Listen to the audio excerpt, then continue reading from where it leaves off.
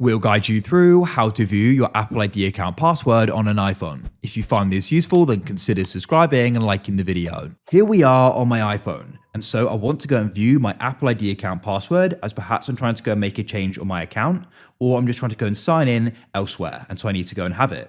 It's very easy to end up not remembering it because you don't really use it much on an iPhone now. There are other authentication methods like Face ID, and so you don't use it, and so it's very easy not to remember it. So we'll guide you through this, as it may go and save you from having to go and then reset your password, as that can be a bit of a process. We have got videos on that if you need it, but hopefully with the help of this video, you can go and view it. So what you need to do is come onto the second page on your iPhone. There, you should go and find the Utilities folder, open it up, and you should go and have the Passwords app. If you don't have it there, you can go and drag down and just go and type in passwords, and hopefully you then get suggested it, and you can then go and open it up. You'll need to go and unlock it using your Face ID or passcode if that doesn't work.